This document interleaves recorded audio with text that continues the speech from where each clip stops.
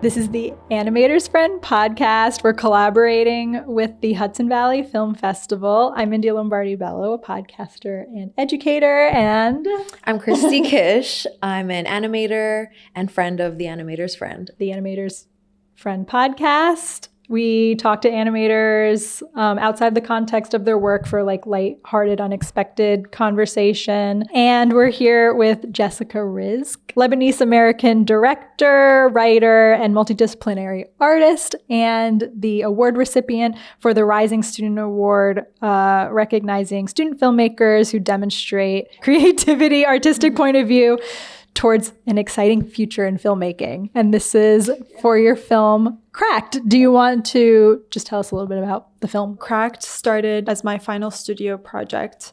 Actually, a few classes prior to that at the Rhode Island School of Design online certification program for animation. So it's like a 3-year program that I did while I was working here.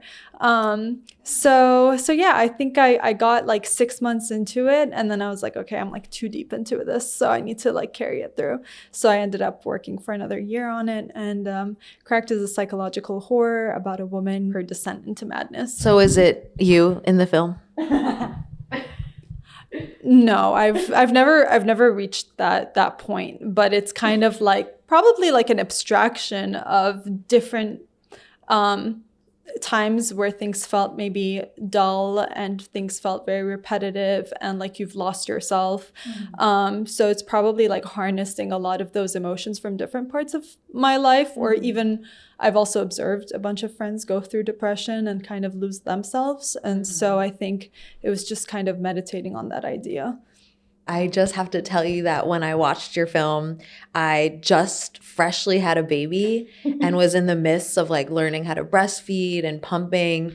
And so your film really hit me. Like I was also in they call it the newborn trenches and postpartum depression. And I was deep in it. So when I watched your film, I was just like, oh my God, with the boobs and then just like the darkness and like being in a hole and like kind of losing your identity and feeling crazy. That's literally how I felt. So it was just a crazy watch for me. That makes me so happy. Yeah, no, really, just like, I'm whoa. so sorry you went through something I so know, dark, yeah. but I'm also like, that's like the hope is Yeah. so that people who are going through it can look at this and be like, oh yeah. I Yeah. get it, yeah. Pretty perfect and spot on. So good job. But yeah, I mean, our question was, what is the inspiration behind this project? It's funny because I originally went into animation because I wanted to write.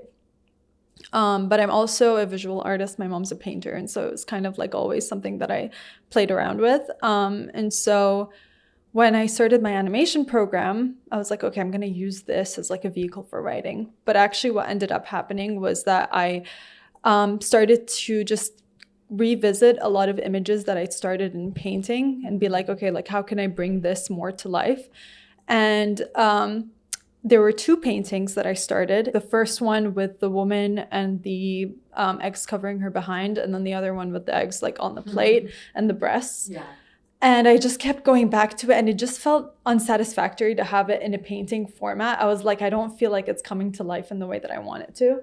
So I was like, okay, maybe I can like bring this into my project. And it was at the end of my program, I needed ideas. And so I was like, okay, I'll try to see what's like behind this image.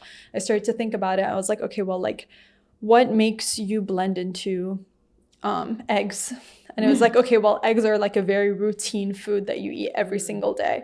Or like they could be at least something that people like mindlessly just reach for and like make in the morning. So I was like, okay, well, like what makes someone blend into like their routine and like stop to see themselves and like kind of, like lose themselves to like the mundaneness of their everyday.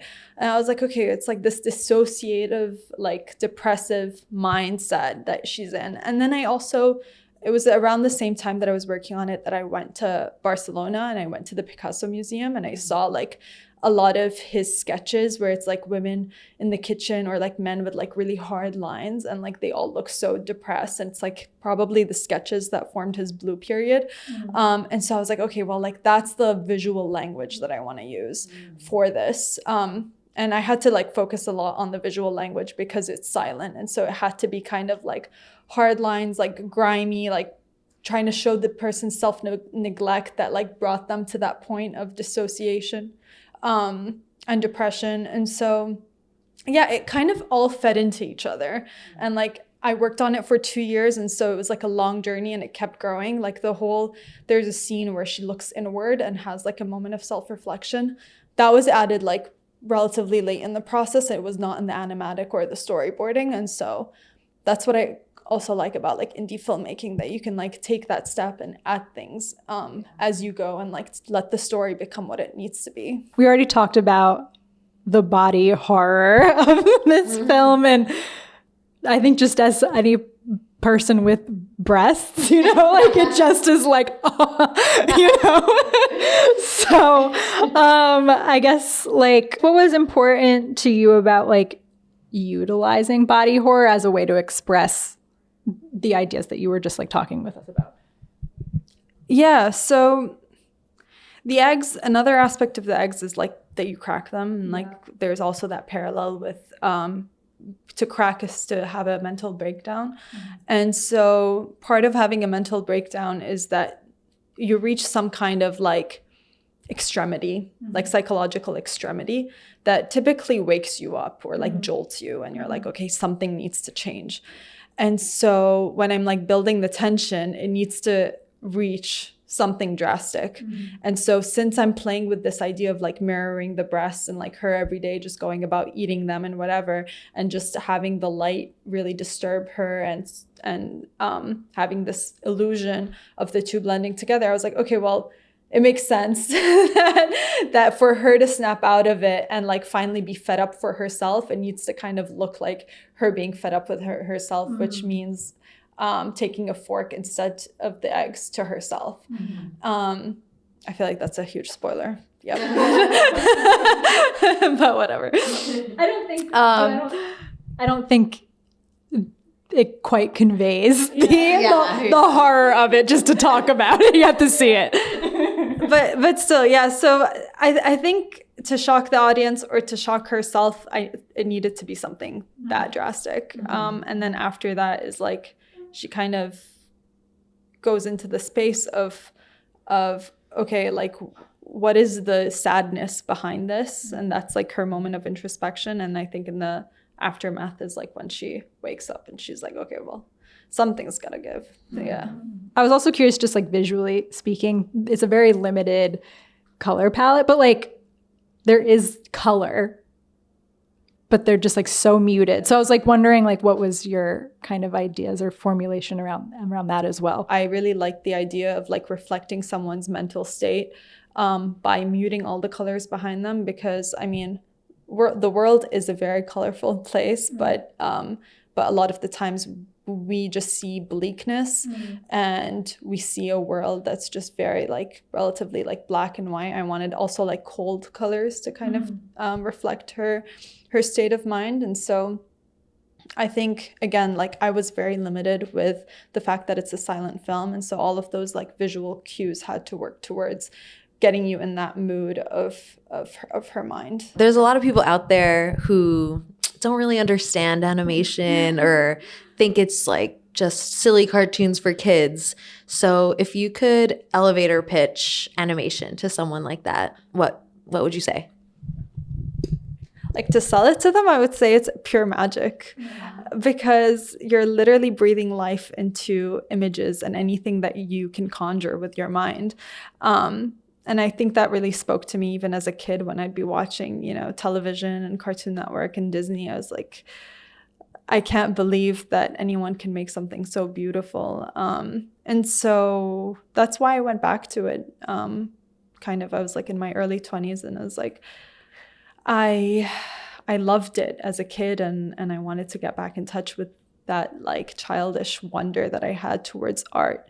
And so yeah, I mean, it's a huge undertaking. And I think that's also part of the beauty. It's like kind of like when you look at something that's hand embroidered and you can just feel the hours and the love that went into it, I think that's another beautiful aspect of animation. Like when I see the old or even like the newer hand-drawn animations, it's like just to think about the years and the amounts of people that touched it is mind-blowing, and it's so precious that humans can even do something like that. And so I just want to like contribute to that art in any way that I can. What routine do you think is overrated? I think any routine that becomes mindless. So it's like if you just wake up and you do it for the sake of doing it because it's what you've always done, I think that needs to go. So yeah, I mean, a lot of, and again, that's like part of Cracked, right? It's like her just waking up and going through the motions. And if you're just going through the motions of anything, like, I think it just shows that that you've really lost your sense of presence in the world. I have routines that I adore, like coffee. If you dangle coffee in front of me in the morning, I will like do anything for you. and it genuinely makes me so excited to wake up. And so if a routine of yours is not making you so excited and you're looking forward to it, it like has to go.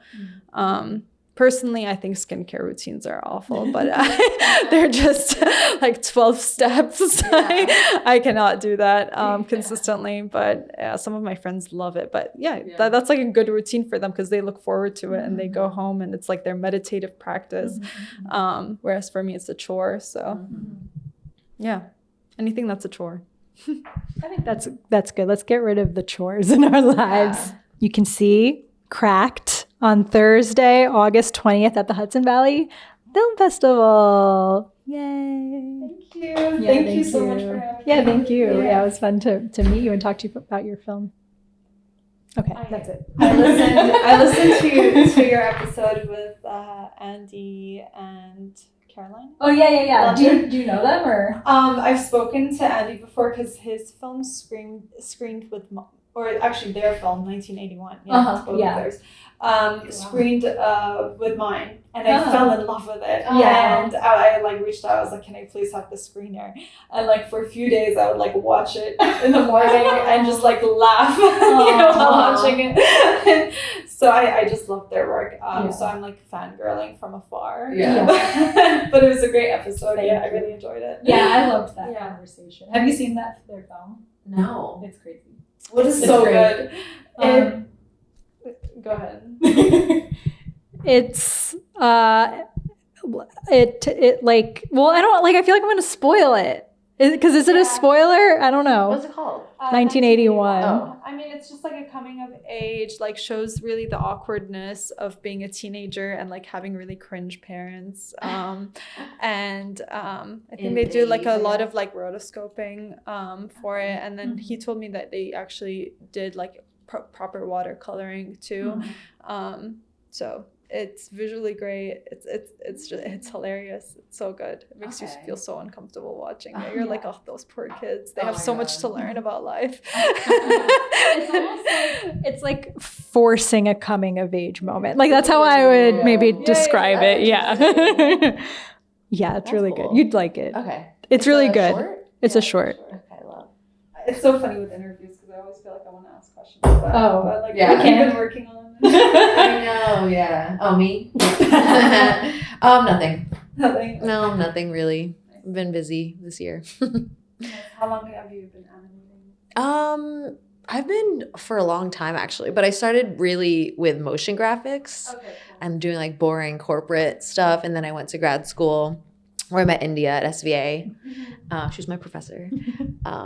And that's when I started like making my own stuff. So I graduated 3 years ago. And yeah, kind of just making silly stuff. Been working full-time for Nickelodeon for like 5 years. So that's kind of also why I was like not making a lot personal work. They say that happens when you like. It's hard. Your job. I know, but I still love it. And it's a silly job anyway, so it's like still creative and fun. But I know I need to make another something soon. Yeah. I have a film that is like out and doing something. I have a screening. You do? Yeah. When? Or it's at Ornithology Jazz Club on the roof in Bushwick. This is just like a random thing that I saw on Instagram. It's like they put out a call for like poetry films, so like films that are just like visualizing poems. So I was like, yeah, that's what my film is like, a poem that I like distorted. Yeah, I can send it to you. So yeah, I'm excited about that. It's like it's Heat. What? I should say Heat. It's like, I don't know if like that's what it's called, but that was like the theme. The theme was Heat. Ooh. And then it's just, I might as well say it, right? When it is. It's August 26th. So that's a Wednesday. It starts at 8 o'clock in Bushwick. So yeah, I'm kind of just like resting on my laurels after doing that, even though even though it wasn't like, I mean, I made it in a month. It wasn't like a huge labor, but I just got a puppy. So I feel like that's also taking up like a lot of my time. Like I feel like I have no energy to do other things. But I have like some ideas for stuff that I want to do. Something I am working on is I recently had a visual migraine. Have you guys ever had one? No. It's like, I've had them before. It wasn't like the first time I've had one, but what is that? It's like, it doesn't hurt, like, a migraine like hurts. My husband has those. Yeah. This is just like, it doesn't hurt, but your vision gets totally obstructed. What? And the way I would describe what it is like, how like if you accidentally like look at a really bright light or catch the sun or something and then it kind of burns. It's like, yeah, like it burns in your eye for like a little bit. Mm-hmm. It's like that, but it doesn't go away and it just gets bigger and bigger and bigger. Oh my God. So usually Scary. for me, it's like things just go kind of like white, and like to get rid of it, you just have to kind of like. How'd you like know you're okay when that I happens? know, So right? I feel like I need to go to the ER. I mean, the first time it happened, I called my mom and I was like, I don't know what's going on. Yeah. But then I think she must have experienced it before. So she was like, it's a visual migraine. Yeah. Wow.